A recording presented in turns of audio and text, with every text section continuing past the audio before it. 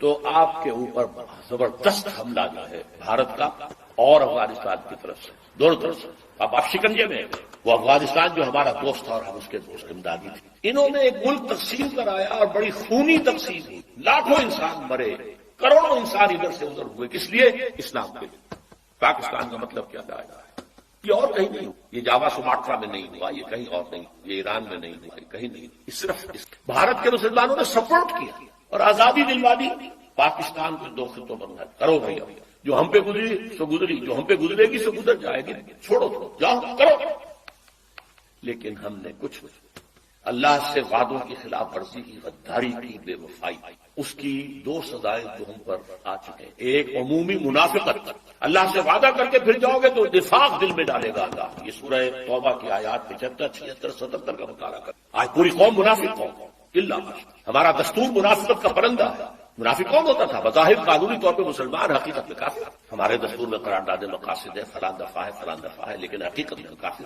ومن لم يحكم بما انزل الله فاولئك هم الكافرون۔ بنگلہ دیش کا حال کبھی یہی ہے۔ بھارت کے مسلمان تو انڈائریکٹ مجرم ہیں، انہوں نے سب اصل مجرم جو ہے پاکستان یہ ہے۔ اس میں جو ہے اس سے علاج کیا ہے؟ اس کا نکلنے کی کوئی صورت ہے یا نہیں ہے؟ ایک ہی علاج ہے، ایک ہی علاج ہے، ایک ہی علاج ہے۔ دنیا کے کسی ایک سائزیبل ملک کے اندر اگر اسلام کا نظام پورا قائم کر کے دنیا کو دکھا دیا جائے اور چیلنج کیا جائے، come and see with your own eyes this is Islam, تب وہ شہادت علی الناس کی ذمہ داری بطور فرض کفایہ ادا ہو جائے گا۔ پوری امت نہ بھی ایسا کر سکے، لیکن امت کا کوئی حصہ، کوئی سائزیبل ملک یہ کر کے دکھا دے تو یہ پوری امت کی طرف سے فرض کفایہ ہو۔ جیسے جنازے کی نماز کچھ لوگ بھی پڑھ لیں تو فرض کفایہ ادا ہو گیا، باقی سب لوگ جو بستی وہ اس سے مستثنا ہو گئے۔ کوئی بھی نہ پڑھے تو سب مجرم، سب گناہگار۔ اس وقت ہم سب گناہگار۔ لیکن یہ کہ یہ 40 کروڑ کے قریب مسلمان جو میں نے آپ کو بتایا پاکستان، بھارت اور بنگلہ دیش کے، 30 کروڑ مسلمان عالم عرب کے، 40 یہ باقی اور ہے مختلف متفرق 70 کروڑ، یہ تیسرے۔ اگر ہم کسی بھی خطے میں وہ اسلام کا نظام قائم کر دکھا دیں تو بحیثیت امت مسلمہ جو ہمارا فرض منصبی تھا، لتکونوا شہداء علی الناس، لوگوں پر گواہی دو، یہ ہے اللہ کا دین، آؤ دیکھو، تو اللہ کا یہ عذاب ختم ہوگا۔ صورتحال یہ میں نے ذرا عالمی سطح پر بات کی ہے۔ اب آئیے پاکستان، میں آج بھی اس کا قائل ہوں کہ پاکستان اسی کام کے لیے قائم ہوا تھا۔ علامہ اقبال کا فکر، خاص طور پر 30 میں جو ان کا خطبہ الہٰباد، اس سے پہلے ان کی شاعری کیا کہنے ہیں اس کا، جو سور پھونکا تھا۔ پھر قائد اعظم نے 1938 سے 47 تک جو راگ الاپا ہے اسلام، اس کے نتیجے میں 1946 کے الیکشن اسمبلی کی حیثیت حاصل، یہ مسلمانان ہند کی واحد نمائندہ، اور یہ اللہ کا اصل میں معجزہ ہے۔ میں نے لکھی ہے کتاب استحکام پاکستان، پڑھیے اس کو۔ میں کہتا ہوں پاکستان کا قیام ایک معجزہ ہے۔ معجزہ کیوں ظاہر ہوا کہ ہم نے کہا تھا اے اللہ ہمیں آزادی دے ہندو سے اور انگریز سے، تو ہم تیرے دین بول بالا کریں، خلافت راستہ کا نظام دنیا کو ایک دفعہ پھر دکھا۔ میں نے اسی لیے اپنی اس کتاب میں استحکام پاکستان میں قرآن کی پاکستان کے قیام کو معجزہ کہا، اور قائد اعظم کی شخصیت کے لیے میں نے لفظ استعمال کیا، معجز نما شخص۔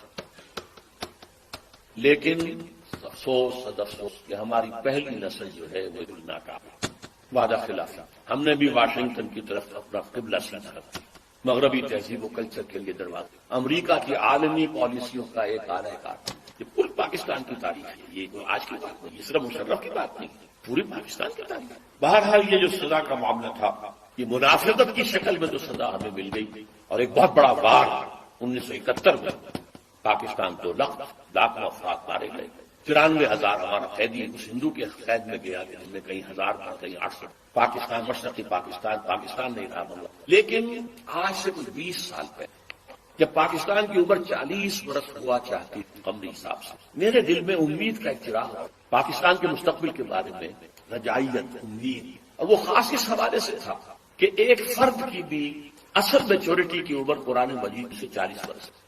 اسی طرح بنی اسرائیل کی تاریخ میں 40 برس کا عدد بہت اہم ہے کہ جو نسل نکلی تھی مصر سے، جو غلامی کا داغ اٹھائے ہوئے تھی، اس نے تو حضرت موسیٰ کو کوڑا جواب دے دیا تھا کہ ہم جنگ نہیں، فاذهب انت وربك فقاتلا انا هاهنا قاعدون۔ اللہ نے سزا دی، اب یہ 40 برس تک یہی بھٹکتے پھریں گے صحرائے تیہ کے اندر، یتیہون فی الارض فانها محرمۃ علیہم 40 سنہ، یتیہون فی الارض۔ لیکن 40 برس کے بعد نئی نسل جو پیدا صحرا میں پلی بڑھی تھی، آزادی کی فضا میں اس نے جنگ کی، یوشوا، حضرت یوشع علیہ السلام، یوشع بن نون، اور پھر ان کا دور شروع، کامیابی۔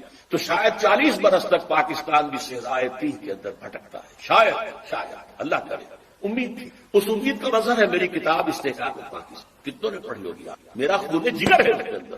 امید تھی کہ ہوگا، انقلاب آئے اللہ کرے گا. لیکن چند ہی سال میں اس امید کے تاروں کو اور بکھر کر واہ ناکامی متائے کارواں جاتا، کارواں کے احساس سے آتا. سن 92 میں یہ جو کتاب آئی تھی استحقاق پاکستان، یہ 85-86 میں لکھی گئی، 85 میں چھپی 86. 92 میں میری کتاب کو آئی ہے جس کا میں نے پہلے بھی ذکر کیا. تو پڑھیے خدا کے سابقہ اور موجودہ مسلمان امتوں کا ماضی حال مستقبل. اس میں میں نے پاکستان کے یاس انگیز کیسے 3 میں سے کوئی ایک انجام اس کا ہوگا. ایک تو یہ ہے جس کے کوئی آثار نہیں، کہیں نظر نہیں ہے، کوئی امید کی کہ اس امت مسلمہ پاکستانیہ کو قوم یونس کی طرح توبہ کر دے گی اور عذاب ٹل جائے. اللہ کی قدرت سے بعید نہیں، لیکن کوئی امید کے آثار نہیں. بہرحال ایک ممکنہ بات. دوسرا یہ کہ کوئی بڑا جھٹکا لگے 1971 والا، اس کو ہم نے مغربی پاکستان میں محسوس نہیں کیا. یہاں محسوس کر کے لوگ کیا کیا، یہ بھی بڑی کامیابی. اگر عثمانیوں پر کوہ غم ٹوٹا تو کیا غم ہے، خون 7,000 انجم سے ہوتی ہے صاحب. اور تیسرا میں نے لکھا ہے، آج بھی پڑھ لیجیے، 92 کی کتاب. تیسرا امکان یہ ہے کہ بھارت پاکستان کو فتح کرے، کروڑوں مسلمانوں کو قتل کرے، اپنی 1000 سالہ غلامی کا پورا انتقام، اپنے انتقام کی پیاس کو بجھانے کے بعد، لیکن اس کے بعد پھر انشاءاللہ وہ ایمان لائے اور فتنہ تاتار کی تاریخ دوبارہ دہرائی جائے گی. کروڑوں مسلمان ان کے ہاتھوں قتل ہوا، کروڑوں. پھر اسلام نے انہیں فتح کر لیا، وہ مسلمان ہو، اور پھر عظیم ترین مملکتیں پوری دنیا کے اندر ان ترکوں نے قائم کی. ترکان تیموری ہندوستان، ترکان صفوی ایران، اور ترکان عثمانی کی تو کیا بات ہے. اناطولیہ سے شروع ہو کر ترکی جو ہے اس کا بھی ایشیائی حصہ صرف ان کے پاس تھا. پھر جو ان کا فتوحات ہوئی، یورپ کا تقریباً آدھا مشرقی یورپ ان کے تحت ہے. آیا فتنہ تاتار کے افسانے سے پاسباں مل گئے کعبے کو سر. وہی جو قاتل تھے، سفاک تھے، پورے شہر کے لوگوں کی آبادی کو قتل اور ان کی گردنیں علیحدہ کر کے، ان گردنوں کو، سروں کو، سریوں کو جمع کر کے ایک پہاڑی کی شکل دے کر اس کے اوپر تخت جما کر ایک تاتاری وحشی سردار شراب. چشمے فلک نے یہ منظر بھی دیکھے ہیں. بہرحال یہ 3 جو آپشنز میں نے 92 میں تھے، آج بھی اور بدقسمتی ثم بدقسمتی آج حالات کچھ زیادہ نہیں. آج سے 2 یا 2.5 سال پہلے بحرینیں کی تھی تو آپ نے وہ بھی نہیں پڑھی. ایک تو عالمی سطح پر موجودہ عالمی حالات میں اسلام کا مستقبل، اور ایک پاکستان کے وجود کو لاحق خطرات و شاعت. حالانکہ اس کے لیے جو تقریر کا میں نے اشتہار دیا تھا اس میں عنوان کچھ کیا پاکستان کے خاتمے کی اس وقت مجھ پر خاصی مایوسی. پاکستان کے مستقبل 3 سال پہلے کی بات یوں قائم. مانند پاکستان ختم ہو چکا ہے، ایک انڈیپینڈنٹ ساورن اسٹیٹ کی حیثیت نہیں رہی. آپ اب اس وقت جو ہے امریکہ کے لیے پالک ہے. اللہ خیر سے شروع سے جو چیز چلی آ رہی تھی وہ اپنے کلائمس کو بش صاحب کیا کر کے گئے ہیں. کشمیر بھول جاؤ، ذکر بھی نہیں، نہ انڈیا میں ذکر کیا نہیں آئی. ابھی تمہیں اور بہت کچھ کرنا ہے. بھارت سے معاہدہ ہوا، تم سے نہیں ہو سکتا. بھارت بہت بڑی ہے. آج سے کوئی 40 سال قبل میں بڑے بھائی کے ساتھ مشرقی پاکستان تھا اس وقت 67-68 کی بات، سیر کے لیے گئے تھے. میرے ایک ہمدان اسرار الحق صاحب وہاں پہ چیف انجینئر تھے. پاک پیڑوں نے دعوت دی تھی، آپ میں یہاں ہوں سیر کرا. ڈھاکہ اور مختلف جگہ چوٹوگرام جسے کہتے ہیں. وہاں ایک ملاقات میں اسرار الحق صاحب نے، وہ امریکہ جا چکے، وہیں کیا بات ہو گئی، پہنچی وہیں یہ خال جہاں کا خال. انہوں نے ایک جملہ کہا جس پر مجھے بہت، جملہ سنیے، India is a very great country and Pakistan is only a nuisance. انگریزی دان لوگوں نے تو سمجھ لیا ہوگا. بھارت ایک بہت بڑا ملک ہے اور پاکستان اس کے لیے تھوڑی سی سرگرانی کا باعث ہے بس.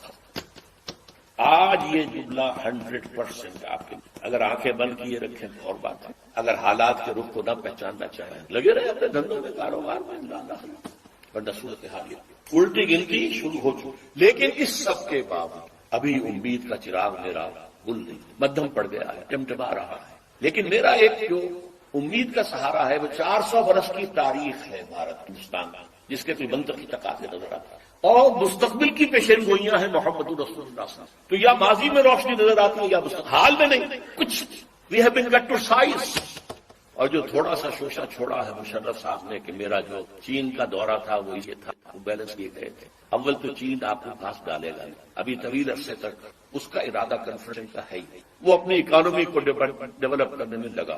ثانیاً اگر آپ کی کوئی پیش رفت ہو گئی تو آپ کے اوپر زبردست حملہ جائے بھارت کا اور افغانستان کی دونوں طرف سے. آپ شکنجے میں، وہ افغانستان جو ہمارا دوست تھا اور ہم اس کے دوست امدادی تھے. کرزئی کے بیانات سنیے، یہ کون ہز ماسٹرز وائس ہے، وہ یہ اس کی بات نہیں ہے، یہ بش کی بات ہے. مجھ نے کچھ باتیں یہاں آ کے کرنی تھی، کچھ باتیں پہلے ہی پہنچا دی تھی سوکر سے۔ آج سے 2-3 مہینے پہلے ایک انٹرویو چھپا تھا اکرم ذکی صاحب، جو ڈپلومیٹ بھی رہے ہیں، بیوروکریٹ بھی رہے ہیں، یہ قومی ڈائجسٹ میں ان کا انٹرویو چھپا تھا، اور انہوں نے یہ کہا تھا لکھ کے رکھ لو، ان قریب بھارت پاکستان پر بہت بڑا پڑا۔ اگر ذرا بھی محسوس ہوا کہ چائنا اور پاکستان اور قریب آ رہے ہیں تو یہ کانٹا پھر نکال دینا، پھر بہت بڑی بات بن جائے گا، تو کانٹا ہوگا۔ بہرحال اس کے باوجود میں آپ سے کہہ رہا ہوں کہ شاید کوئی معجزہ اللہ تعالیٰ کے پاکستان کا قیام بھی معجزہ تھا، اور پھر تاکاریوں کا معجزہ کچھ تھا، اب بھی معجزہ ہو سکتا ہے، تاکاریوں کی تاریخ جو ہے دہرائی جائے، اور پھر لیکن اسی خطے سے اسلام کا انجام ہو، چاہے ہمارے کروڑوں مر جائیں اور اس کے بعد ہندو مسلمان۔ اور یہ پیشن گوئی شاہ ولی اللہ دہلوی کی ہے کہ ایک وقت آئے گا کہ ہندوستان کی اونچی ذات کے لوگوں کی اکثریت اسلام قبول کر۔ دیکھیے ہمارے ذہن میں خیال بھی آتا ہے تو نچلی ذات کا، شیڈولڈ کاسٹ کا، شودروں کا نہیں، اونچی ذات کے ہندوؤں کی اکثریت جو ہے اسلام قبول کر۔ اب آئیے آخری کلائمیکس، یہ تو حالات ہیں، تاریخ کا رخ ہے، جا رہا ہے، پاکستان کدھر جا رہا ہے میں روک نہیں تھا آپ لوگ، ہماری جو بھی غلطیاں ہیں، کوتاہیاں، وعدہ خلافیاں کی کیا سمجھ ہے، ہم اس کے مستحق ہیں، ہم کو شکوہ نہیں کر سکتے۔ ذوالقرنین اصل میں ایران کے بادشاہ تھے، اور ایران اس وقت 2 ملکوں میں اوپر میں منقسم تھا۔ اب بھی اگر ابھی کبھی نقشہ دیکھیں گے تو ایک علاقہ جو ہے ایران کا وہ تو ہے جو خراسان کا حصہ ہے، جو اصل ایران ہے اس کو بھی جو سمجھیے 2 حصوں میں، ایک پارس پرانا کہلاتا تھا جس سے فارس کا لفظ بنا ہے، اور دوسرا مادہ تھا، میڈیا یا مادہ۔ تو یہ ایک شخص ایسے ابھرے کہ جنہوں نے ان دونوں کو ملا کر ایک حکومت بنایا، اور وہاں سے سلطنت ایران کا جو یوں سمجھیے کہ جو ان کا ایک سنہرا دور ہے، اور ان کی عظمت و سطوت جس کی کہ وہ بہت زیادہ جس پر فخر کرتے ہیں، اس لیے کہ ایرانی قوم بڑی نیشنلسٹ ہے، نسل پرست ہے، ان کے اندر اپنی تاریخ پر، اپنی روایات پر جو ہے وہ بہت ان کو فخر ہے۔ تو وہاں سے وہ دور شروع ہوا، اور انہوں نے پھر اس علامت میں کہ میں نے 2 ملکوں کو جوڑ کر ایک بنایا ہے، اپنے تاج کے اندر 2 سینگ لگا لیے تھے، اور وہ جو ہے ذوالقرنین یہ لقب ان کا ہو گیا تھا۔ اس کے حوالے سے سوال کیا گیا، اور اس کے بارے میں تفصیل جو اگلے رکوع میں آئے گی۔ وَيَسْأَلُونَكَ عَنْ ذِي الْقَرْنَيْنِ قُلْ سَأَتْلُو عَلَيْكُم مِّنْهُ ذِكْرًا صدق اللہ العظیم۔ ذوالقرنین کے بارے میں آپ کو بتا چکا ہوں کہ ان کا نام تاریخ میں جو مشہور ہے وہ کیخسرو یا سائرس، اور انہی سے اصل میں ایران کی عظمت کے دور کا آغاز ہوا تھا۔ چنانچہ تقریباً میں سمجھتا ہوں کہ شاید 25-30 سال پہلے کی بات ہے، جب شہنشاہ ایران اس وقت جبکہ ان کی بادشاہت جو ہے وہ بڑے عروج پر تھی، انہوں نے 2500 سالہ برسی منائی تھی انہی کیخسرو کی، سائرس کی۔ ان کی قبر جو ہے مقبرہ وہ دریافت ہو گیا تھا، اور وہاں پر ان کا ایک مجسمہ بھی دریافت ہوا تھا کھدائی پر، اس مجسمے میں وہ 2 لگے ہوئے تھے، سینگ بھی۔ اس موضوع پر سب سے پہلے مولانا ابوالکلام آزاد مرحوم نے جو اپنی ترجمان القرآن کے نام سے انہوں نے مختصر ترجمہ اور تفسیر لکھی ہے، اس میں بڑے تفصیلی نوٹس لکھے ہیں۔ سب سے پہلے اہل علم کے حلقے میں ان کے بارے میں جو معلومات ہیں وہ ان کے ذریعے سے آئی، اب یہ تقریباً یونیورسلی ایکسیپٹڈ ہے۔ پھر سوال پیدا ہوتا ہے کہ ان سے کیا دلچسپی یہود کو تھی، تو وہ بھی سمجھ لیجئے کہ نبوکدنضر نے 587 قبل مسیح میں حملہ کیا تھا فلسطین پر، اور نبوکدنضر عراق کا بادشاہ۔ اس مڈل ایسٹ کو ذہن میں رکھیے کہ میڈیٹرینین کے بالکل ساتھ ہے ملک شام، اور شام ہی کا ایک علاقہ فلسطین ہے۔ اس وقت جو ہے یہ فلسطین اور اسرائیل اور شرق اردن اور ویسٹ بینک اور لبنان، یہ سب مل کر جو ملک بنتے ہیں، در حقیقت یہ شام عرب ہے، یہ شام ہے۔ پھر اس کے مشرق میں یہ عراق عرب یا عراق ہے، اور اس کے مشرق میں پھر ایران ہے۔ تو عراق کا بادشاہ تھا جس نے حملہ کیا تھا یروشلم پر، تباہ و برباد کیا، اور ان کو قیدی بنا کر لے گیا۔ کیپٹیوٹی کا دور ان کا تقریباً 150 برس کا ہے۔ لیکن اس عرصے میں ایران میں یہ شخصیت ابھری کیخسرو کی یا سائرس کی۔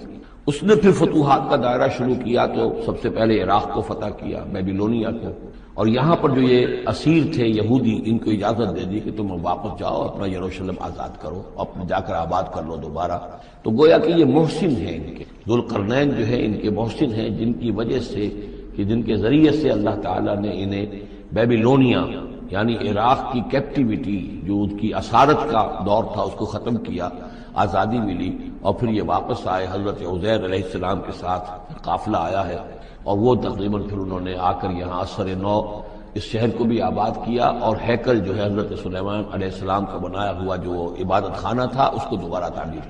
اس اعتبار سے ذوالقرنین جو ہے وہ ان کی تاریخ میں ایک معروف شخصیت۔ تاریخ سے معلوم ہوتا ہے کہ انہوں نے پھر ایران کی پہلی حکومت کو کنسولیڈیٹ کر کے پارس اور مادہ کو ملا کر ایک سلطنت ایران بنائی۔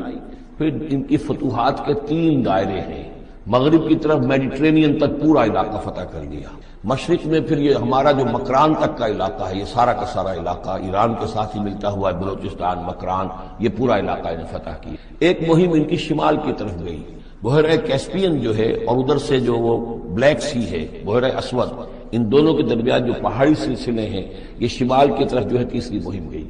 جیسے کہ حضرت عمر رضی اللہ تعالیٰ عنہ کے عہد میں بھی 3 لشکر نکلے تھے مسلمانوں کے جزیرہ نما عرب سے، ایک لشکر شام سے ہوتا ہوا پھر مصر کی طرف گیا ہے، ایک لشکر عراق سے ہوتا ہوا ایران کی طرف گیا ہے، اور ایک لشکر سیدھا شمال کی طرف گیا ہے اور کوہ کاف تک جو ہے جس کو کوکیشیا کہتے ہیں وہاں تک کی فتوحات حاصل کی مسلمانوں نے۔ تو تقریباً یہی سمجھیے کہ ایک بلو پرنٹ تھا جو کہ یعنی ہمارے اس دور خلافت راشدہ سے جو سمجھیے کہ لگ بھگ کوئی 2000 سال قبل جو ہے یہ واقعہ پیش آیا ہے، یا بلکہ اس سے کم، کوئی 1500 سال قبل یہ واقعہ پیش آیا ہے، اور یہ ذوالقرنین جو ہے یہ یہاں پر ایک بڑی عظیم سلطنت کے بانی بنے، لیکن نیک آدمی تھے۔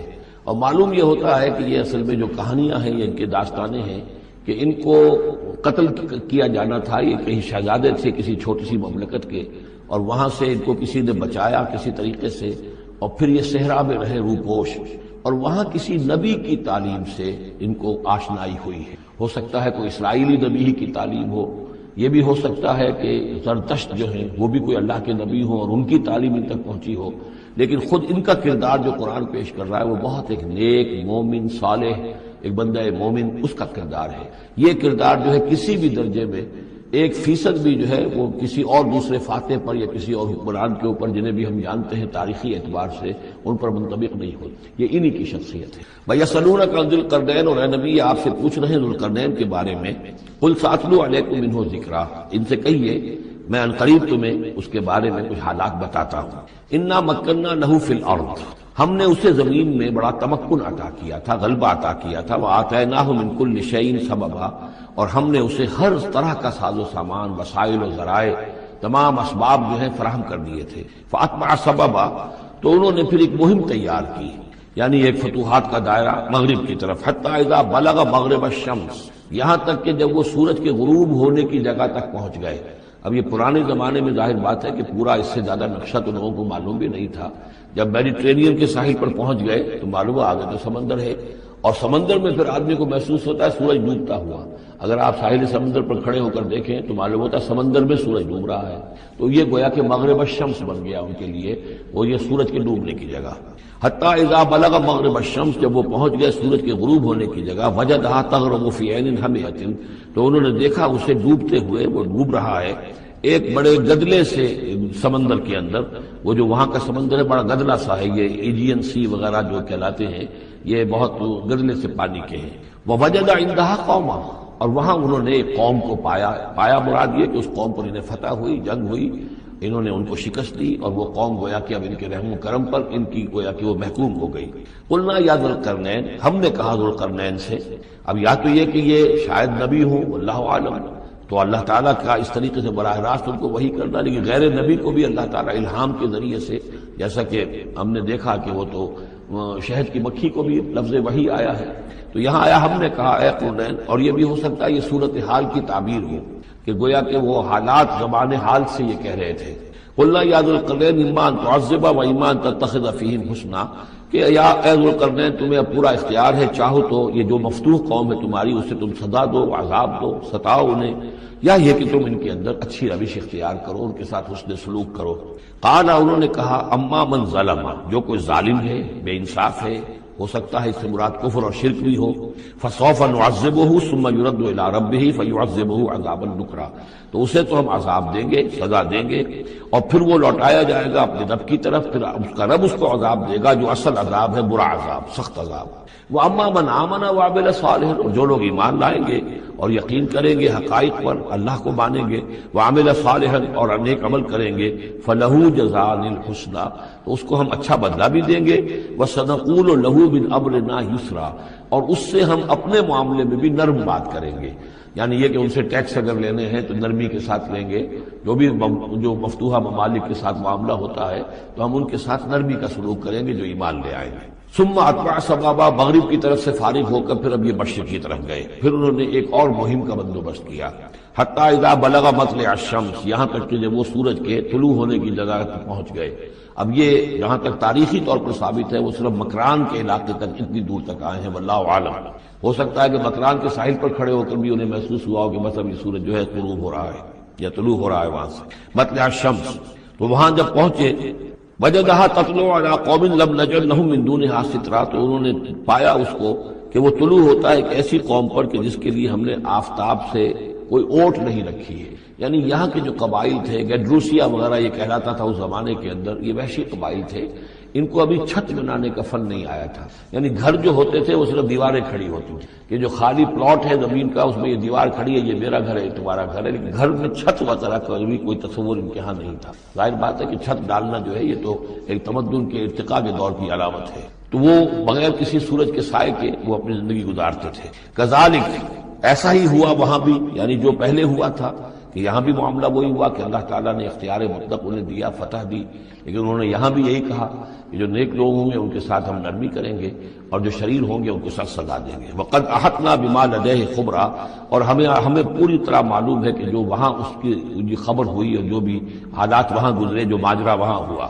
ثم اتبع سببا، اب یہ تیسری آ رہی ہے، ثم اتبع سببا، پھر اس نے ایک اور مہم تیار کی، یہ شمالی مہم ہے۔ حتی اذا بلغ بین السدین، یہاں تک کہ جب وہ دونوں پہاڑوں کے درمیان پہنچ گئے، دو سد، دو دیواروں کے درمیان پہنچ گئے، تو یہ سمجھ لیجئے بحیرہ کیسپیئن داہنی طرف ہے، مشرق میں بحیرہ اسود، بحر اسود، اس کے درمیان یہ سلسلہ کوہ ہے اور یہ پیرلل چلتے ہیں دو اور ان کے درمیان سے پھر وہ درے ہیں کہ جن میں سے ہو کر شمالی علاقے سے جو وحشی قبائل تھے وہ آ کر یہاں حملہ کرتے تھے، تاخت و تاراج کرتے تھے، لوٹ مار کر کے چلے جاتے تھے، جن کو یاجوج ماجوج کہا گیا ہے۔ حتی اذا بلغ بین السدین، جبکہ یہ پہنچے ان دونوں دیواروں کے درمیان، وجد من دونہما قوما، تو انہوں نے پایا ان دونوں کے برے ایسے لوگوں کو، لا یکادون یفقہون قولا، یہ لوگ بھی ایسے تھے غیر متمدن، کوئی بات سمجھتے نہیں تھے، یعنی زبان ایسی ہوگی کہ جو ان کی سمجھ میں نہیں آ رہی تھی، لیکن یہ کہ کسی نہ کسی ذریعے سے انہوں نے اپنا ایک مطلب، اپنی ایک عرضداشت پیش کی۔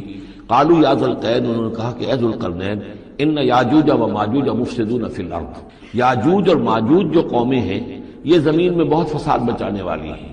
فہل نجعل لک خرجا، تو کیا ہم آپ کے لیے ایک سالانہ خراج مقرر کر دیں، الا ان تجعل بیننا و بینہم سدا، اس کے عوض کہ آپ ہمارے اور ان کے درمیان ایک سد تعمیر کر دیں، ایک دیوار حائل کر دیں کہ وہ ہم پر حملہ آور نہ ہو سکے، یعنی درے کو بند کر دیا جائے۔ یوں سمجھیے جس اصول پر کہ آج کل ڈیم بنتے ہیں، ڈیم کیا ہے کہ ایک پہاڑی سلسلہ یوں آ رہا ہے، ایک پہاڑی سلسلہ یوں آ رہا ہے، دریا درمیان میں سے گزر رہا ہے، آپ نے اس گزرگاہ پر ایک دیوار کھڑی کر دی تو یہ گویا کہ ایک آرٹیفیشل لیک کریٹ ہو گئی، پانی یہاں جمع ہو رہا ہے۔ تو اگر پہاڑی سلسلے دو چل رہے ہوں، ان کے درمیان جو راستہ ہے اس کو اگر بند کر دیا جائے، ایک دیوار کھڑی کر دی جائے اور اس دیوار کے مضبوط دیوار ہو، تو ظاہر بات ہے کہ پھر ادھر سے کوئی آ کر حملہ آور نہیں ہو سکتا، ان کے لیے ایک حفاظت کا سامان ہو جاتا ہے۔ یہاں یہ سمجھ لیجئے کہ یاجوج ماجوج سے کیا مراد ہے۔ حضرت یافس علیہ السلام، جو تین بیٹے تھے حضرت نوح علیہ السلام کے، سام، حام، یافس، سامی نسل کے بارے میں تو ہم نے بہت کچھ سمجھ لیا کہ حضرت ابراہیم بھی سامی نسل سے تھے، پھر قوم عاد بھی سام ہی کی نسل کی ایک شاخ تھی، قوم سمود بھی اسی کی شاخ تھی، یہ تمام جو ہے یہ تو سیمیٹک ریسز ہے۔ حضرت یافس کی اولاد نے یہ سینٹرل ایشین ماؤنٹینز کا جو سلسلہ ہے اس کو کراس کیا اور شمال میں چلے گئے، اور شمال میں جا کر دائیں بائیں پھیل گئے۔ پھر یہ میدان ہے، ٹنڈرے کے میدان اور فلانے میدان اور بڑے بڑے کھلے میدان ہیں، تو گویا کہ ایشیا کو درمیان میں جو سلسلہ کو ہے تقسیم کر دیتا ہے، ایک شمالی حصہ ہے، ایک اس کا جنوبی حصہ ہے۔ یہ شمالی میں چلے گئے اور جا کر پھر پھیلنے میں وہ مشرق کی طرف آئے تو چین اور ہند چینی تک یہ ساری قومیں جو ہیں یہ یلو ریسز، یہ انہی کی نسل سے ہیں۔ اور مغرب میں چلے تو روس، اور روس سے ہو کر روس کے ساتھ ملتا ہوا علاقہ اسکینڈینیوین کنٹریز کے ساتھ، پھر وہاں سے وہ اتر کر اور یورپ کے بھی جو یہ مغربی ممالک ہیں، اینگلو سیکسنز جو ہیں، یہ بھی در حقیقت اسی سے اسکینڈینیوین کنٹریز سے اترے ہوئے لوگ ہیں۔ تو یوں سمجھ لیجئے کہ ویسٹرن یورپ اور ایسٹرن یورپ کا بھی خاص طور پر شمالی علاقہ، اور پورا یہ روس کا علاقہ، اور پورا صحرائے گوبی، اور پورا چین، اور وہاں تک جو ہے ہند چینی تک، یہ یافس کی نسل ہے۔ یافس کے جن بیٹوں کے نام تورات میں آئے ہیں، کئی نام ہیں، وہ کوئی ایک دو نہیں، ان میں گوگ اینڈ میگوگ بھی ہے، توبال بھی ہے، موسک بھی ہے۔ موسک ایک شخص کا نام ہے، اور موسکو ہو سکتا ہے کہ اسی نے آباد کیا ہو اور وہیں سے وہ نام بنا ہو۔ توبال اور بالٹک سی جو ہے اس ایریا کے اندر جو ہے بالٹک سٹیٹس، توبال ان کے ایک بیٹے کا نام تھا۔ یہ تورات کے اندر نام دیے گئے ہیں۔ گوگ اینڈ میگوگ، جاجوج ماجوج، یہ بھی انہی کے بیٹوں کے۔ یہ تمام اقوام جو ہے یہ وحشی ہیں، اور یہ تاخت و تاراج کرنا، لوٹ مار کرنا، یہ ان کا طریقہ ہے، اور ان کا ہے ذکر جو یہاں پر ہو رہا ہے۔ یہ جو سیلاب آیا تھا، کولونیل سیلاب جو ہم پر آیا تھا، جس میں کہ یہ اینگلو سیکسنز تھے، یہ سب کے سب جو ہیں یہ اسی نارڈک ریسز سے ہیں، یہ بھی یاجوج اور ماجوج کی نسل ہے۔ ایک سیلاب ان کا آ چکا ہے جو آیا تھا یورپ سے نکل کر، یہ کولونیل سیلاب آیا اور پوری دنیا کے اوپر چھا گیا تھا۔ ایشیا اور افریقہ کو انہوں نے فتح کیا، کولونائز کیا۔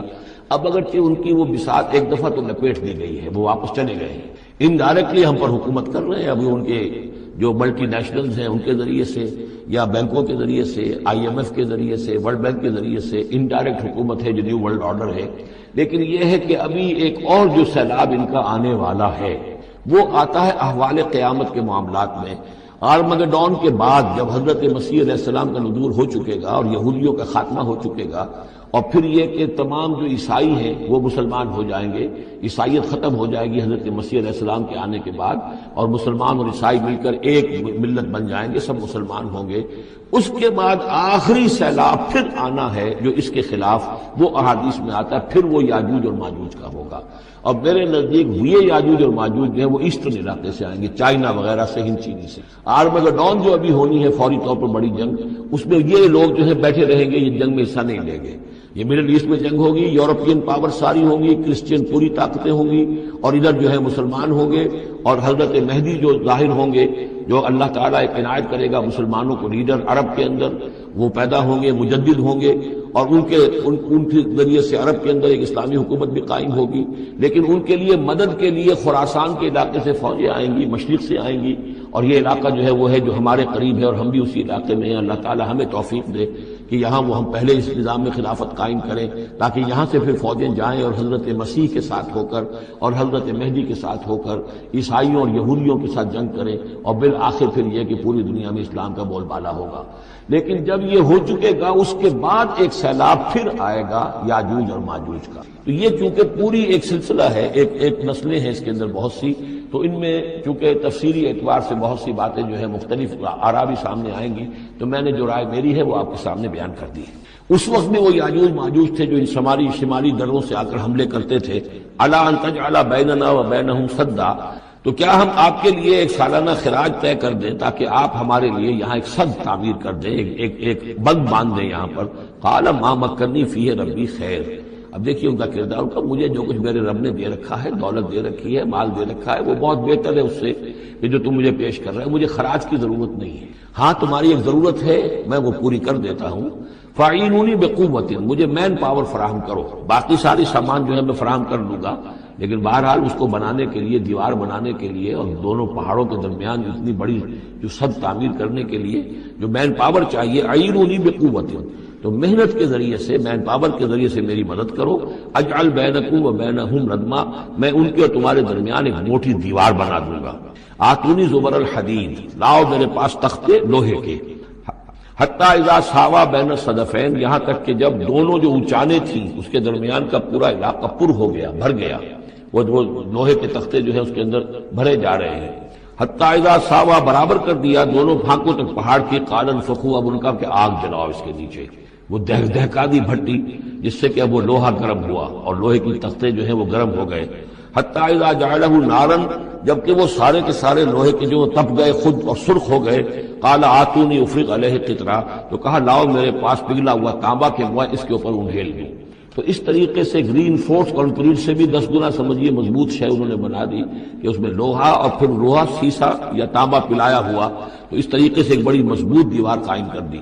اس دیوار کے جو آثار اب بھی موجود ہیں، دیوار تو موجود نہیں ہے، یہ داریال اور دربند کے درمیان یہ کشادہ راستہ ہے اب بھی، یہ ویسٹ کوسٹ جو ہے کیسپین کا، اس کے ساتھ اس کی لمبائی 50 میل اور اس کی اونچائی 29 فٹ اور 10 فٹ چوڑی یہ دیوار تھی۔ جو اسوت بنی ہے، یعنی جس طریقے سے کہ بنتے ہیں بڑے بڑے بند، ان سے بھی بڑی یہ چیز صد تعبیر کی گئی ہے۔ فرماتے ہیں قال رسول اللہ صلی اللہ علیہ وسلم کل سلامہ من الناس علیہ صدقۃ کل یوم تطلع فیہ الشمس، انسانوں کے ہر جوڑ پر ایک صدقہ واجب ہے، ہر روز جو طلوع ہوتا ہے تو ہر جوڑ کا صدقہ۔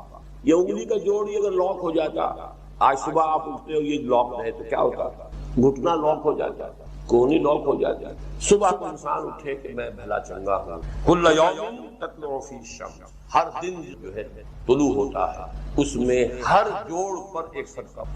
اس کو شیخ سعدی نے بہت عمدگی سے کہا ہے، ہر سانس انسان کے اندر جاتا ہے موجب تقویت ہوتا ہے، آکسیجن گئی قوت ملی، اسی کو برن کریں گے انرجی ملے، سانس باہر نکلتا ہے یہ صفائی کا ذریعہ بنتا ہے، کاربن ڈائی آکسائڈ اور بہت سے نکل بس بر ہر نفس 2 شکر واجب، ہر سانس پر 2 مرتبہ شکر کرنا، ہر سانس اندر گیا موجب تقویت، باہر بنا موجب تنقیح، لہذا پس بر ہر نفس 2 شکر واجب، تقریباً اسی طرح کا یہ معاملہ ہے۔ لیکن اب یہ کیسے صدقے ہوں گے؟ اس صدقے ہی کے جیسے کہ پہلے آ چکا ہے اسی کی یہ تعریف میں ہے، تعدل بین اثنین صدقہ، 2 آدمیوں کے درمیان عدل کراؤ، فیصلہ کرا دو عدل کے ساتھ، یہ بھی صدقہ ہے۔ تعین الرجل فی دابتہ فتحملہ علیہا اور ترفع لہ علیہا متاعہ صدقہ، اور تم مدد کرو کسی انسان کی اس کی سواری کے معاملے میں کہ اسے اس پر چڑھنے میں مدد دو، یا یہ کہ اس کی کوئی چیز اس کا سامان نیچے سے اٹھا کے پکڑا دو، اونٹ پر سوار ہو گیا ہے اب نیچے سے سامان پکڑا رہے ہیں، یہ بھی صدقہ ہے۔ والکلمۃ الطیبۃ صدقۃ، ہر پاک بات جو اپنی زبان سے نکالو گے صدقہ ہے۔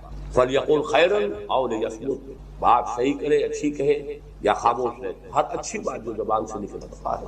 وبکل خطوۃ تمشیھا الی الصلاۃ صدقۃ، اور ہر قدم جو وہ نماز کے لیے جاتا ہے تو اٹھاتا ہے یہ صدقہ ہے۔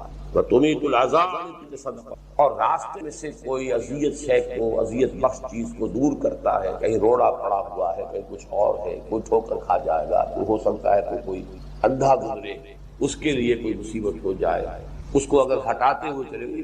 زندگی آمد برائے بندگی، زندگی بے بندگی شرمندگی، اور اس میں جو کنفیوژن ہم نے پیدا کر دیا ہے کہ عبادت کو عبادات کے مترادف قرار دے دیا، نماز روزہ حج اور زکوٰۃ یہ عبادات ہیں، وہ عبادت جس کے لیے ہمیں پیدا کیا گیا ہے وہ یہ چیزیں نہیں ہیں، وہ ہے پوری زندگی میں ہمہ تن ہمہ وقت ہمہ جہت اللہ کی اطاعت۔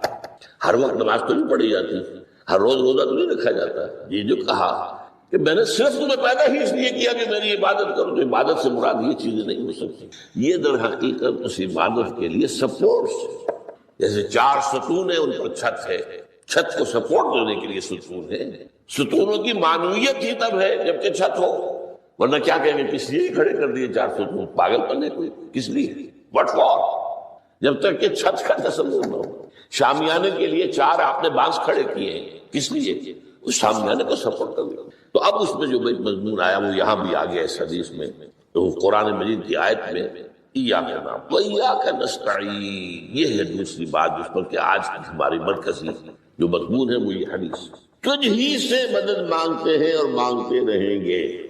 اللہ تعالیٰ سے مدد مانگنا، اب آپ یہ سمجھیے کہ مدد جو مانگی جاتی ہے مختلف الفاظ استعمال ہو سکتے ہیں۔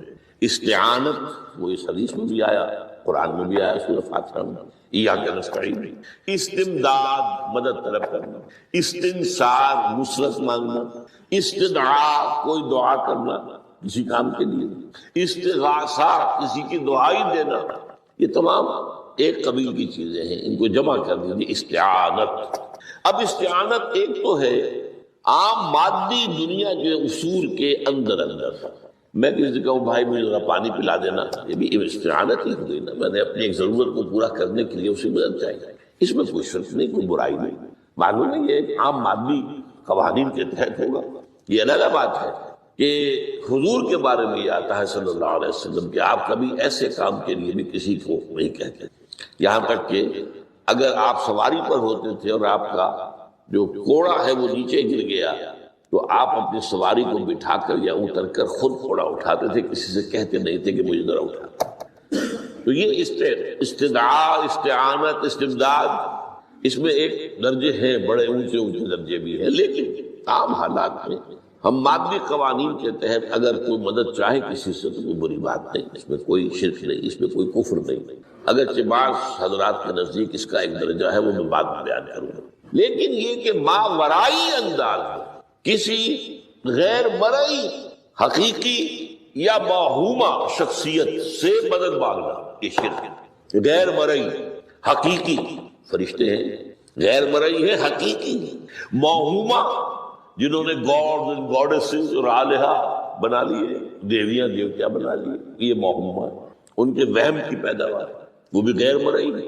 وہ انہوں نے تصویریں بنا دی ہیں پوجنے کے لیے، لیکن وہ یہ کہتے ہیں کہ یہ تصویریں جو ہم نے بنائی ہیں یا یہ مجسمے بنائے ہیں، وہ بنائے ہیں، یہ صرف توجہ کے ارتکاز کے لیے ہے، تاکہ پورا مراقبہ کر سکے، ہم اپنی توجہ کو مرکوز کر سکیں۔ ہمیں بھی پتا ہے کہ ان بتوں میں کچھ نہیں ہے۔ ایک عام ہندو ہے بیچارہ، عام جاہل دیہاتی، وہ تو یہی سمجھتا ہوگا کہ اسی میں ہے سب کچھ، اس بت ہی کے اندر ہے۔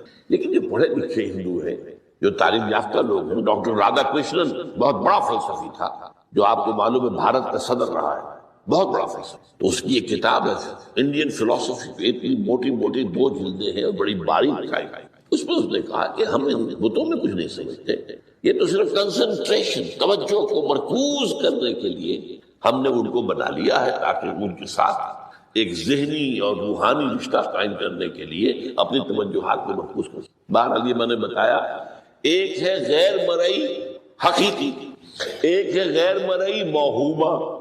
غیر مرئی حقیقی میں فرشتے بھی ہیں، معلوم ہے یہاں موجود ہیں، کرامن کاتبین ہیں، لیکن میں یہ نہیں کہہ سکتا کہ ذرا میری یہ مشکل دور کر دیں، اس فرشتے سے میں مخاطب نہیں ہو سکتا، یہ شرک ہو جائے۔ حالانکہ ہمیں معلوم ہے فرشتہ ہے، فرشتے تو اس وقت ہمارے مجمع کو گھیرے ہوئے ہیں۔ حضور کی حدیث، مجتمع قوم فی بیت من بیوت اللہ یتلون کتاب اللہ ویدارسونہ بینہم الا حفتہم الملائکہ وغشیتہم الرحمہ۔ جب بھی کبھی میرے گھروں سے کسی گھر میں میرے بندے جمع ہوتے ہیں قرآن کو پڑھنے اور سمجھنے کے لیے، سمجھنے سمجھانے کے لیے، تو فرشتے ان کے گرد گھیرا ڈال دیتے اور ان پر رحمت چھا جاتی اور سکینت ان پر آسمان سے نازل ہوتی، اور اللہ تعالیٰ ان کا ذکر کرتا ہے فی من عندہ۔ دیکھو اے فرشتوں، تم تو کہتے تھے نا کہ اے اللہ تو یہ خلیفہ بنانے چلا ہے آدم، یہ تو دنیا میں فساد مچائے گا، دیکھو وہ میرے بندے وہ کیا کر رہے ہیں۔ اللہ تعالیٰ ذکر کرتا ہے ان کا اپنی اس مجلس میں، وہ جو ملائے اعلیٰ کی مجلس ہے، جو اللہ تعالیٰ کے قریب ترین جو فرشتے، تو فرشتے ہیں لیکن مدد نہیں مانگی جا سکتی۔ اسی طرح اب ذرا مسئلہ دوسرا وہ مختلف سی ہو جائے گا۔ میں نے پہلے وہ بات کی جس میں اختلاف کا امکان ہے، فرشتے تو ہیں، ان پر ہمارا ایمان ہے، اور اصل میں ایمان بالملائکہ ہی کی شکل بگڑی ہے۔ یہ جو گاڈز اور گاڈیسز بنا لیے گئے ہیں اور دیوی اور دیوتا بنا لیے گئے ہیں اور آلہہ بنا لیے گئے، ملائکہ ہی کی، ملائکہ کو اللہ نے ایک ایک کام کے اوپر معمور کیا ہوا ہے۔ یہ پہاڑوں کا فرشتہ ہے، یہ بارش کا فرشتہ ہے، یہ فلاں کا فرشتہ ہے، انہوں نے انہی کو دیوتا بنا لیا۔ بس غلطی کیا لگی کہ ان کا کوئی اختیار نہیں ہے۔ ہمارا ایمان کیا؟ فرشتوں کا اختیار کوئی نہیں، یفعلون ما یؤمرون، جو اللہ حکم دیتا ہے ان کا کوئی اختیار نہیں۔ بس یہ باریک سا پردہ ہے، یہی ایمان بالملائکہ بن گیا ہے، دیویوں دیوتاؤں کی شکل اختیار کیا۔ عرب کے لوگ خدا کی بیٹیاں کہتے تھے، وہ یہ فرشتے خدا کی بیٹیاں ہیں، ان کے نام پر لات، یہ مؤنث نام ہے، لات، عزا عزیز کا مؤنث ہے، منات یہ سب مؤنث نام ہے، یہ دیویاں ہیں، اللہ کی بیٹیاں ہیں، فرشتے ہیں ایسے۔ تو میں نے کہا کہ پہلے میں نے بات کی ہے وہ غیر مرئی کہ جو یقینی ہیں، متفق علیہ ہیں، فرشتے ہیں۔ ایک ہے مختلف فی، وہ یہ ہے کہ اولیاء اللہ کی ارواح بھی، ان کو بھی یہ، اگر یہ قول امام الہند شاہ ولی اللہ دہلوی کا نہ ہوتا تو میں کبھی اس کو تسلیم نہ کرتا۔ ان کا قول ہے کہ اللہ تعالیٰ اپنے جو بڑے محبوب بندے ہوتے ہیں ان کے انتقال کے بعد ان کی ارواح کو بھی فرشتوں کے جو درجہ اسفل ہے، سب سے نچلے درجے کے جو فرشتے ہیں ان میں شامل کر دیتے ہیں، اور اللہ کے احکام کی جیسے تنفیذ وہ فرشتے کرتے ہیں وہ بھی کرتے ہیں۔ اب یہ مختلف ہی مسئلہ ہو گیا، سب کے نزدیک نہیں ہے ایسا، لیکن یہ کہ بعض کے نزدیک شاہ ولی اللہ کہہ رہے ہیں تو اس کو تو ہم اٹھا کر ردی کی ٹوکری میں تو نہیں پھینک سکتے، لیکن ان کو بھی نہیں پکارا جائے گا. وہ ہے، وہ بھی اللہ کی سول سروس کے اندر بھرتی ہو گئے. سول سروس ہے نا، اس کے کارڈرز ہیں ہمارے یہاں. پٹواری سے آپ چلیں گے تو ریونیو کا محکمہ جو ہے، پٹواری پر گردابر اور گردابر سے گردابر، قانون گو اور اس سے اوپر اور نائب تحصیلدار، یہ چلے گا. تو فرشتوں کے بھی گریڈ ہے، طبقہ اسفل، طبقہ اعلیٰ. تو اگر اللہ تعالیٰ اپنے نیک بندوں کی ارواح کو بھی اس میں شامل کر دے تو ہمیں کیا اعتراض ہے؟ اور اس کو ماننے سے کوئی شرک لازم نہیں آئے گا. ہاں انہیں پکارو گے تو شرک لازم آ جائے گا. بات سمجھ لیں، باریک فرق. فرشتوں کو مانتے ہیں، پکار نہیں سکتے، مدد نہیں مان سکتے. اسی طریقے سے ان کو آپ مانتے بھی ہوں گے کہ وہ ملائکہ کی آخری صف میں ان کو بھی اللہ نے بھرتی کر لیا ہے تو ٹھیک ہے. لیکن یہ کہ آپ اختلاف کریں، اختلاف بھی کر سکتے کہ اتنی بڑی بات کے لیے کوئی دلیل قرآن مجید سے ہمیں نہیں ملتی. فرض کیجیے کوئی شخص کہتا ہے، لیکن یہ کہ یہ ایک قول ہے، ایک محدث کا ہے. لیکن بات فرق جو بتا رہا ہوں، ان کو یہ مان لینا، یہ فرض کیجیے شیخ عبد القادر جو ہے بغدادی گیلانی رحمۃ اللہ علیہ، ان کی روح اب کہیں آ سکتی ہے، الوا آ سکتی ہے، جیسے ملائکہ آ سکتی ہے، روح محمدی صلی اللہ علیہ وسلم آ سکتی ہے. لیکن ہم اس وقت محمد کو پکاریں گے نہیں.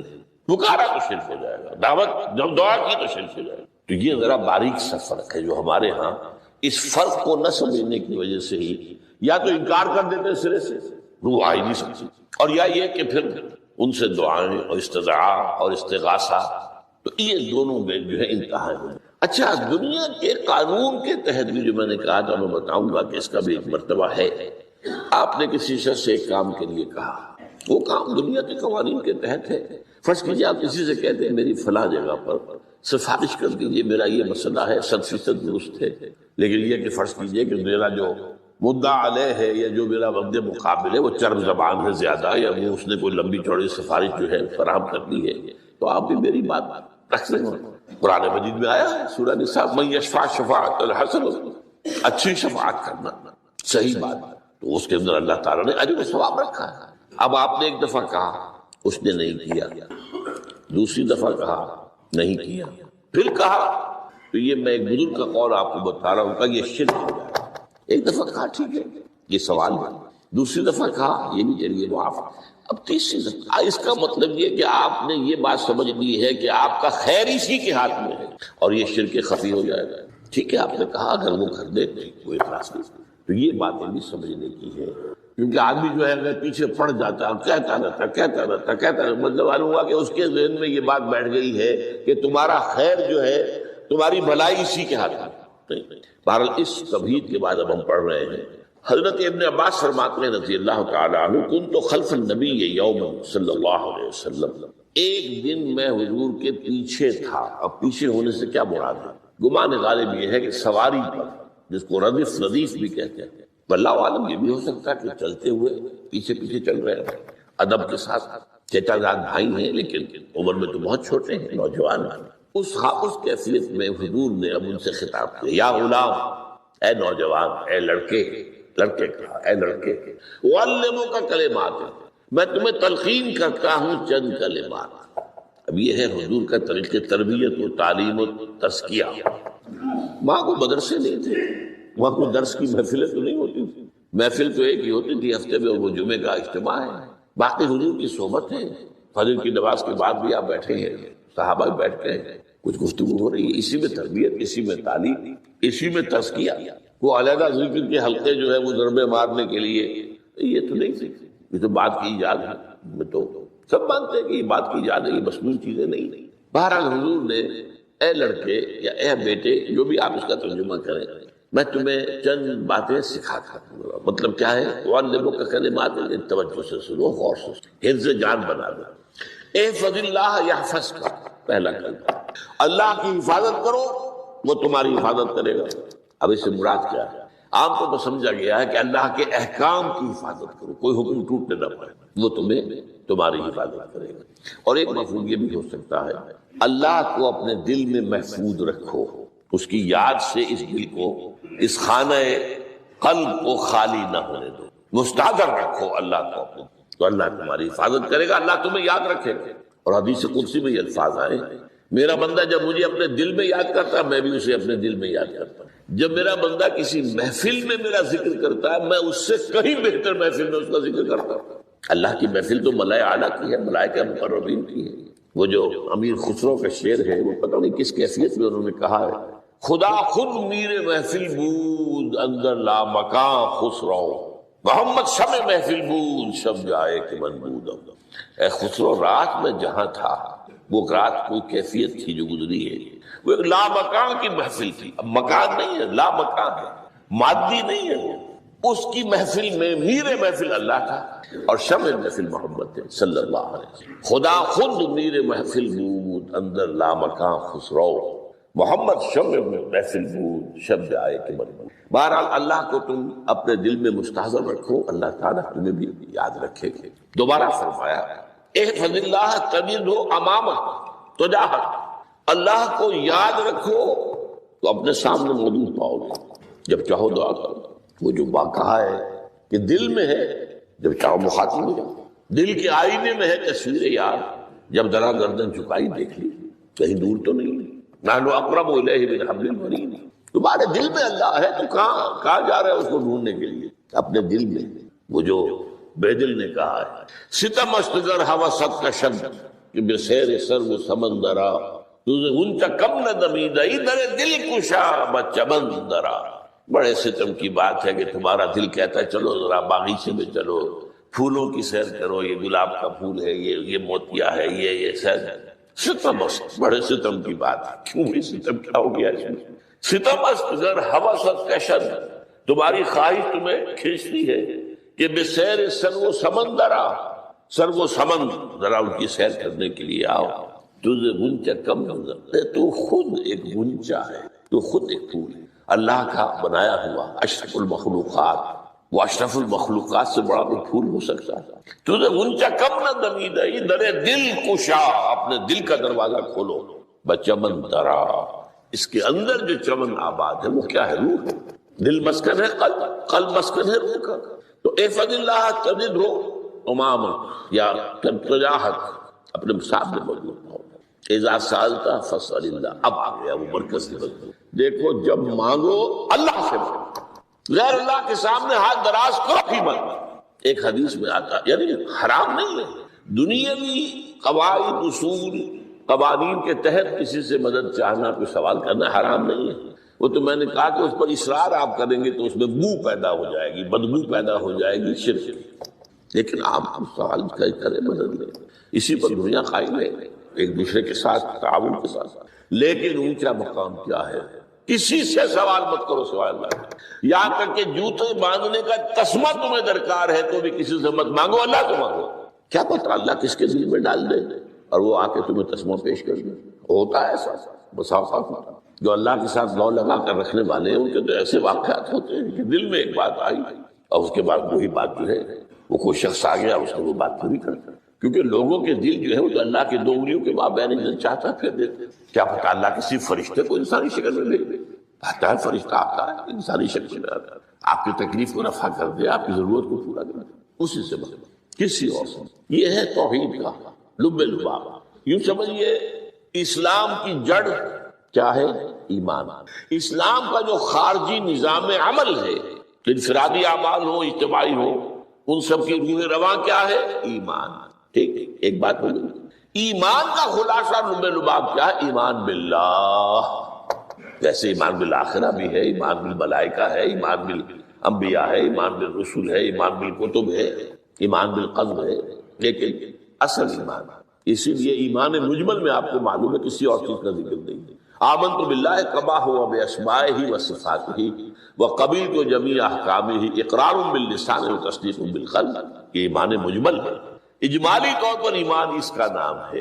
ہاں مفصل تفصیلی طور پر آمنت باللہ وملائکتہ وکتبہ ورسلہ والیوم الآخر والقدر خیرہ وشرہ من اللہ تعالی والبعث بعد الموت. تو اسلام کی جڑ ایمان، اور اسلام کا سارا جو نظام عمل ہے، چاہے انفرادی اعمال ہو چاہے اجتماعی، ان سب کی روح رواں ایمان. اور ایمان کا خلاصہ ایمان باللہ. اور ایمان باللہ کا اصل حاصل وہ ہے جو اس حدیث میں، اس کے دو ہیں تقاضے. عبادت صرف اسی کی استعانت صرف اس لیے میں نے سورہ فاتحہ کا تذکرہ شروع میں کیا. یہ عبادت کا جوہر ہے، عبادت کا جو ہے یہ ایمان کا حاصل. عبادت صرف اس کی اور استعانت صرف اس. استعانت ہی میں سوال بھی آ گیا، یہ بھی مدد ہے. آپ کسی سے کچھ مدد مالی چاہ رہے ہیں یا کوئی اور مدد چاہتے ہیں، کسی کام میں مدد چاہتے ہیں، جیسے میں نے کہا تھا کہ سفارش کرانا چاہتے ہیں، یہ بھی مدد ہے. وَإِذَا اسْتَعَنْتَ فَاسْتَعِنْ بِاللَّهِ، اور جب مدد مانگو صرف اللہ سے مانگو. اور وہ سارے الفاظ یاد کر لیجیے. استدعاء، استعانت، استغاثہ، یہ جو غوث اعظم سے استغاثہ کیا جاتا ہے تو شرک. استغاثہ اللہ سے، دعائی اللہ کا. اس اعتبار سے استمداد، استعانت، استدعاء، استغاثہ یہ سب اللہ سے. صرف عبادت صرف اللہ، ایاک نعبد، اور استعانت صرف اللہ سے. اذا سألت فاسأل اللہ واذا استعنت فاستعن باللہ وعلم. اب یہ جو آخری ٹکڑا آ رہا ہے، حدیث نمبر 4 تھی وہ عبداللہ ابن مسعود رضی اللہ تعالیٰ عنہ، اس میں بھی مضمون جو آیا ہوں یہاں پر دوبارہ آ رہا ہے. وعلم، اور اے میرے بیٹے، میرے بچے، اے عزیز، علم، جان لو، ان الامت الذی اجتمعت علی ان ینفعوک بشیء، اگر سب لوگ جمع ہو کر چاہیں کہ تمہیں کسی شے کا نفع پہنچا دیں، کوئی فائدہ پہنچا دیں، لن ینفعوک الا بشیء قد کتبہ اللہ لک، نہیں پہنچا سکتے ہوئے تمہیں کوئی نفع مگر صرف وہی جو تمہارے لیے اللہ نے لکھ دی. پھر کیوں مانگو ان سے؟ یہ تو فعل عبث ہو گیا، بیکار بات ہوئی، ان کے ہاتھ میں کچھ ہے ہی نہیں. لہذا یہ جان لو، سب لوگ مل کر چاہیں کہ تمہیں کوئی نفع پہنچا دیں، نہیں پہنچا سکتے مگر وہی کچھ جو اللہ نے تمہارے لیے اگر لکھ دیا ہے مل جائے گا. آپ اندازہ کیجئے کہ جو شخص اس سطح پر آ جائے اس میں کتنا استغنا ہوگا. کسی کے سامنے پیشانی رگڑے گا، کسی کے سامنے ہاتھ پھیلائے گا، کسی کے سامنے اپنی عزت نفس کو ہتھیلی پر رکھ کر پیش کرے گا.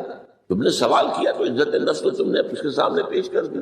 اب وہ چاہے تو کچھ اس کا لحاظ کر لے، چاہے تو ٹھوکر مار دے تمہاری عزت نفس.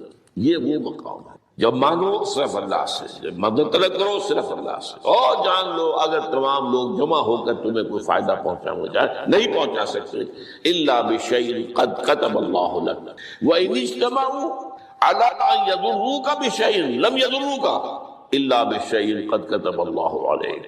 اگر سب مل کر چاہیں تمہیں کوئی نقصان پہنچا دے نہیں پہنچا سکتے مگر وہی کچھ جو اللہ نے تمہارے لیے لکھا. اب بتائیے خوف کی جڑ کٹ جائے گی. یہ جو ایمان جو ہے یہ خوف اور حزن دونوں سے نجات دلانے والی بات ہے. جو حقیقی مومن ہے وہ اللہ کا ولی ہے، حقیقی مومن وہ اللہ کا ولی ہے. اور الا ان اولیاء اللہ لا خوف علیہم ولا هم يحزنون. یہ اولیاء اللہ کو علیحدہ مخلوق نہیں ہے، کوئی ان کے سر پہ سینگ نہیں ہوتے، انسان ہی ہوتے ہیں. لیکن حقیقی معنی میں مومن ان اعتبارات سے جو آج ہم پڑھ رہے ہیں ایمان اس درجے کا پہنچ گیا تو اللہ کا ولی ہے. اور لوگ بھی خوف کس بات پر، کس سے خوف کروں، اس کے ہاتھ میں کچھ ہے ہی نہیں. اور اگر کچھ اللہ نے میرے لیے لکھ دیا وہ آ کر رہے گا، چاہے میں لاکھ گڑ گڑاؤں اور اس کے سامنے کبھی یہ چھوڑ دے. اگر اللہ نے لکھا وہ آیا وہ آئے تو کاہے کو اس کے سامنے گڑ گڑانا، کاہے کو جمبسائی کرنا اس کے ساتھ. اور کسی کے ہاتھ میں کچھ ہے ہی نہیں، میرا خیر ہے ہی نہیں، کاہے کو خوشامد کروں اس کی. اور سنیے رفعت الاقلام، دیکھو نوجوان قلم میں اٹھا لی گئی ہے، وجفت الصحف، اور جو رجسٹر ہے صحیفے ان کی سیاہی خشک ہو چکی. یہ ہے وہ اللہ کا علم قدیم جس میں ہر شے لکھ دی گئی، اس کی قلم اٹھا لی گئی. وہ جیسے آپ کو معلوم ہے امتحان ہوتا تھا 3 گھنٹے ختم ہو گئے، اسٹاپ رائٹنگ، بس اب قلم رک جانا چاہیے. وہ قلم تو تقدیر کا کاتب جو ہے وہ قلم اس کا اب اٹھا لیا گیا، اور جو صحیفے جن پر لکھا گیا وہ خشک ہو گئے. یہ تو روایت ہے جو امام ترمذی نے جس کو روایت کیا، یہ متن ان کا ہے جو ہم نے پڑھا ابھی، اور ان کا قول یہ ہے کہ یہ حدیث حسن صحیح ہے. لیکن یہی روایت اور انہی راوی سے عبداللہ ابن عباس سے رضی اللہ تعالیٰ عنہما اور بھی محدثین نے کی ہے. تو اس میں سے ایک اور متن جو ہے وہ یہاں پر امام نووی نے دے دیا ہے.